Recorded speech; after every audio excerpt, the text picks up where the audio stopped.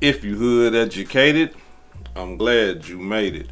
Allow me to unfold my knowledge, wisdom, and understanding from a hood brother's point of view to all of you here, there, and everywhere. Now check me out. Dallas police today are on the hunt for the person or persons who killed 3 people inside a residential short-term rental. A total of 4 people were shot during a holiday weekend party. The violence happened in West Dallas at a house in the 3700 block of Vilbic. Our Steve Pickett is there. It was a large gathering, a party inside this house, booked as a short-term rental. Dallas police found 4 victims, 3 of them shot to death, 2 young women. Police identified 20-year-old Jacelyn Scott and 19-year-old Journey Griffin. The preliminary investigation determined that when officers arrived, they located 4 people who had been shot by an unknown suspect. 2 of the victims died at the scene and 1 died at the hospital. Neighbors of this West Dallas home describe it as a popular short-term rental. This morning, the markings of gunshots fired at a garage entrance door were evident. Longtime area resident and pastor Errol Thomas called the scene senseless. And what's happening now is just a travesty, all kinds of unnecessary, unwanted, unwarranted violence, death, guns. And when we hear about it, a lot of times it's too late. The young women who were killed here, police have not determined if they were specifically targeted, and no identity yet on that 3rd fatal victim. And police at this hour tell us they still need help finding who is responsible for these shootings. In West Dallas, Steve Pickett, CBS News, Texas. 3 suspects face capital murder charges following a triple homicide that occurred during a late-night party at a West Dallas short-term rental home. The shooting took place around 12:20 a.m. on May 26, 2026, in the 3700 block of Viebig Road. Dallas police officers arrived to find multiple victims inside the rental property after gunfire broke out during a house party. The triple shooting resulted in the deaths of 3 young adults: Jacqueline Scott, 20, Jordan Griffin, 19, Jaden Cooper, 24. A 4th victim was shot and hospitalized but survived the attack.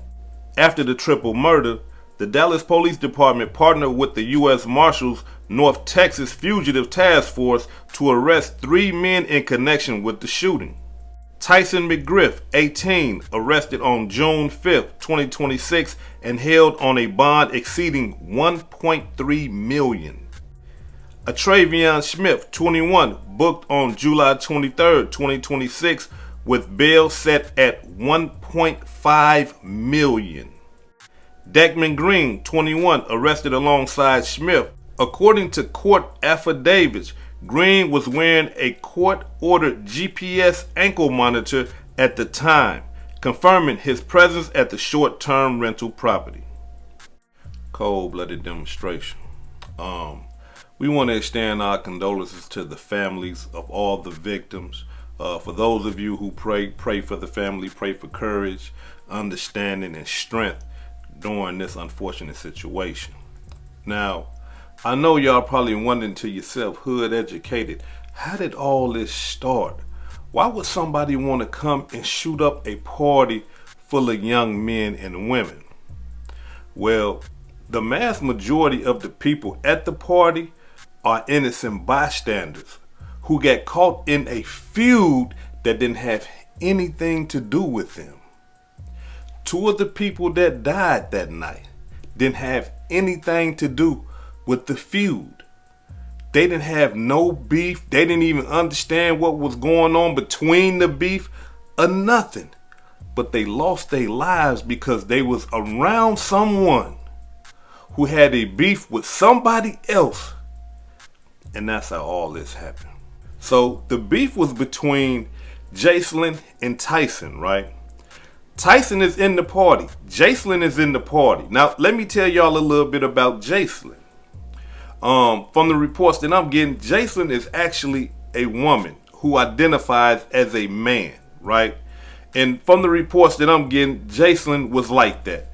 Jacelyn carried herself like a man, and she took care of business like a man. Fight, scratch, whatever you want to do. Shoot, stab. She was with all that because she was a man and she was a part of that gangbang lifestyle. Now, Tyson and Jason is in the party. They get into an argument, right? Because they can't stand each other anyway. They come from rival groups. They take Jason up out of the party. Everybody tell him, they take Tyson up out of the party while Jason is still in the party and tell Tyson, hey man, be cool, man. We trying to kick it, man. Calm down, whatever. He tells them, all right, cool. I'm going to be cool.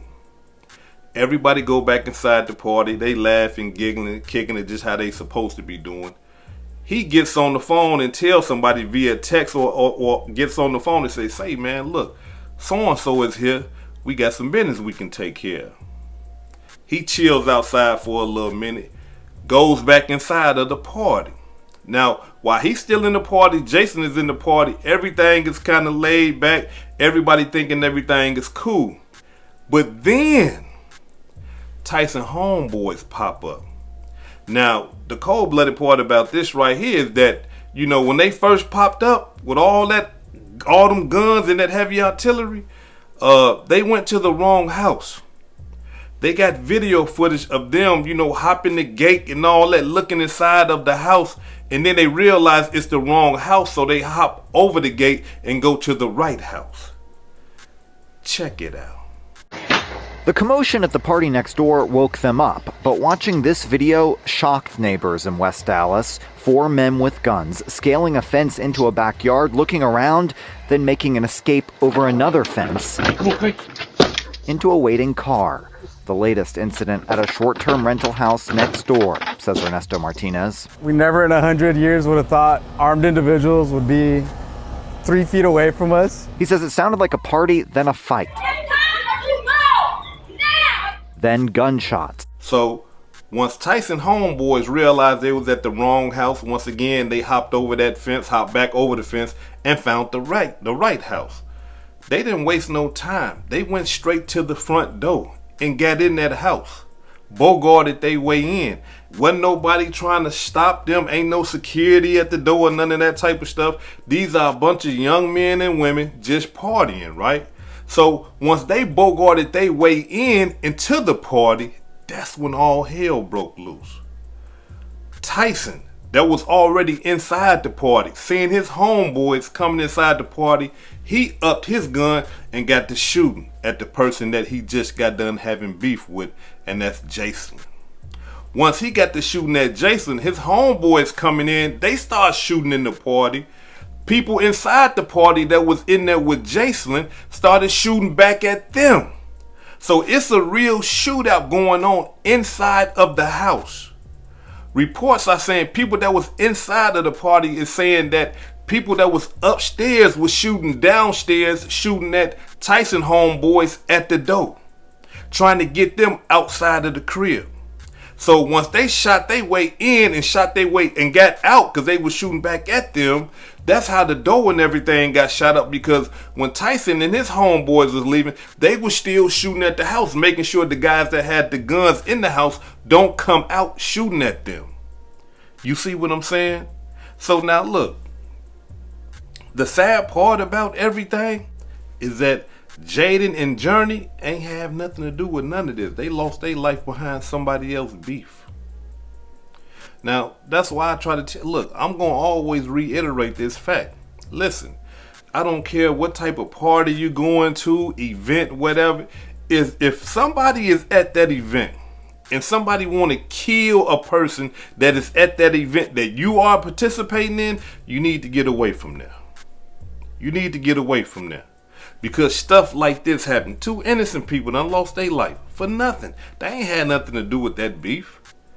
But just because they was there, these boys came in shooting up the whole house and killed 2 innocent people. Or it could have been a crossfire type demonstration.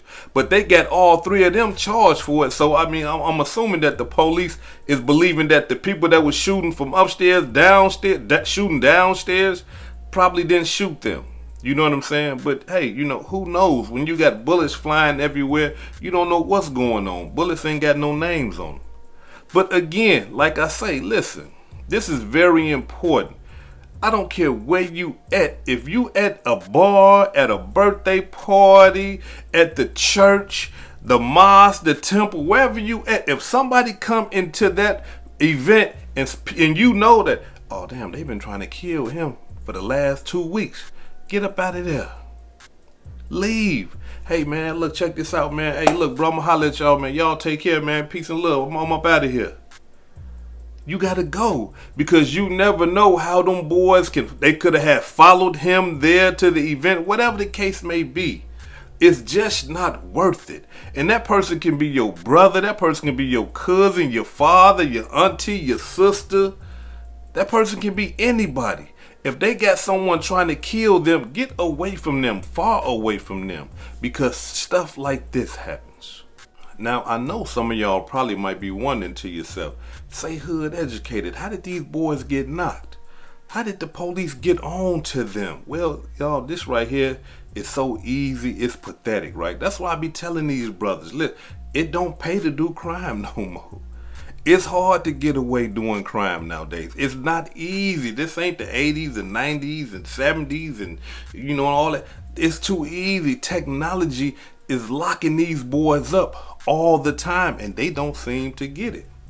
So Tyson, you know, he was identified because he was in the party. So you got people that's there, eyewitnesses that are willing to testify that they seen him with a gun, they seen him shooting a gun, and he was there.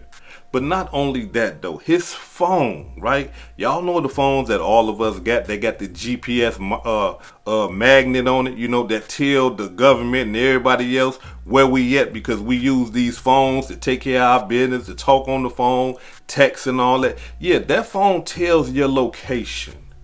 And his location, it says, hey, no, he was right here. Ain't no way around it.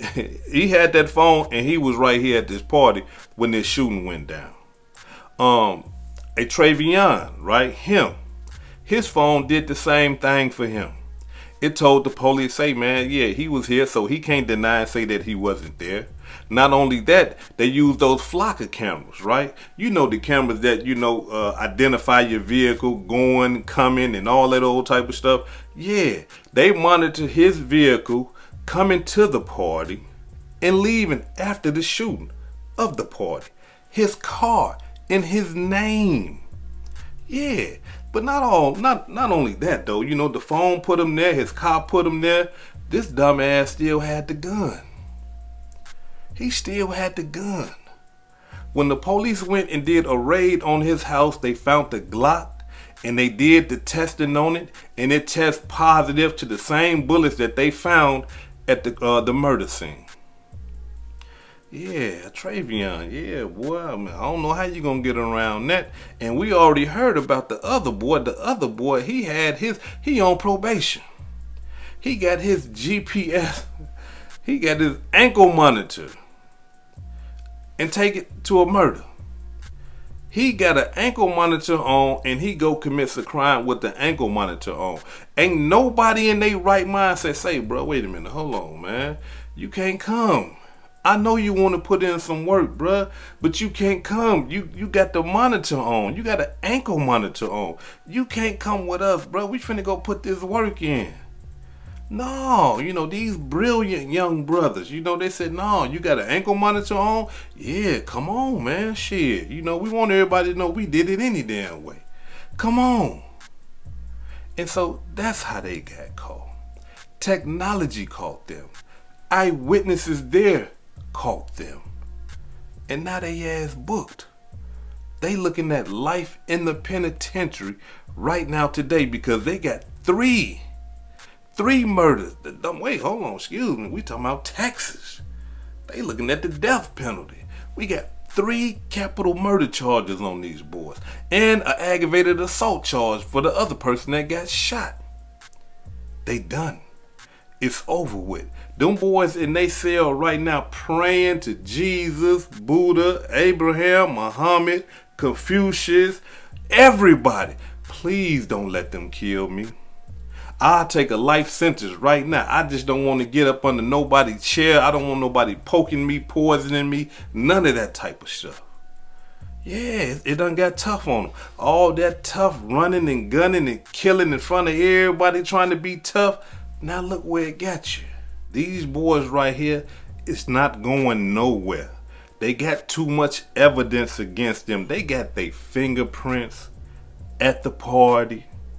Not only that though, y'all. They got Tyson on the phone. Well, you know what? His girlfriend, right?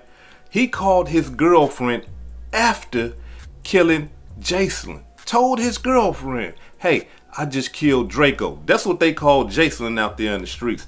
I just killed Draco and I shot some of her friends. Pack your bags. We finna go on the run. Shit, she ain't going on the run with your ass. She went straight to the authorities. Hey man, this fool crazy. Hold on, wait a minute. Nah, hell no. Yeah, that's what he called me and told me to we finna go on the run. But not only that though, because somebody called the tip line. You know, when them boys got dropped off there, not dropped off, but when them boys came, somebody that was in that car, they called the police too and said, hey, yeah, no, they did that shooting over there. Yeah, they admitted it. They told me they did it. So these boys is cooked, fried, deep, sauteed, boiled. It's over with for them, right? It's over with for them. And good for them, because they shouldn't have did that. They could have, they could have had a little fight or something like that. Y'all at a party, y'all kicking it, but y'all want to bring guns into it. Now look, now y'all facing the death penalty. Young boys, young. But this is what happened in the wonderful world of gang banging. When you think you tough, you think you just got to use a gun to solve all your problems, you don't have no conflict resolution skills whatsoever. The first thing you do, violence, go get the gun. This right here, solve it. Okay, yeah, it'll solve it for a small period of time, because you're going to spend the rest of your life for a 30-minute decision, a 30-second decision. The rest of your life. It's over with for your life because of something that you could have just said, you know what, no, we're going to let that be, bro. Leave that alone. You see, your best thinking told you, hey, man, we finna go shoot this party up. Everybody know us there. Hey, man, come on. You got an ankle monitor on. Come on, man. We got our phones on us. Come on. We got our girls involved in this. You see what I'm saying? They got these boys all on the phones in jail. They getting information, more information against these boys is in the county jail telling on themselves, telling people what happened. It's over with. The prosecution might not even ask them for a deal. Look, man, yeah, we giving y'all the death penalty. We got too much. This is a slam dunk. You see what I'm saying? So yeah, no, they done. It's over with for them. Before I depart, allow me to say this right here. Especially to you young brothers, right? And you classic and brothers and sisters as well. Start put some value on your life. This thing that we got is precious. You understand what I'm saying? It is the most precious gift that you have. So you need to start putting some value on your life and understand that your life is valuable. The most valuable asset that you have, because you only get one. You get all the pair of shoes you want. You get as many hats you want, hoodies, cars, jewelry. If you into that, women, men, kids. You see what I'm saying? But you only get one of these. That's it. You ain't no coming back, not in the flesh. In the spirit, but not in the flesh. You only get one life. Put some value on it. And understand something. There's no strength in violence. None whatsoever. Because what happens when you decide to put violence before your life, you end up in the grave, or you end up doing life in the penitentiary like these young boys is doing right now. There is no value in a violent gang. Period. There is no value in gang drama, gang problems, street beef. There's no value. That stuff right there will devalue you. Yeah. It'll take your value away. Because dealing in that type of lifestyle is either gonna kill you or send you to the penitentiary. And that right there is a waste of life. This is Hood Educated, not Lame Related. Peace and love, and y'all take care of yourself out there. If I said anything that caused you to think, hit that like button and subscribe to the channel if you're not subscribed already. And if you're feeling generous, please make a small donation to the channel. Peace and love.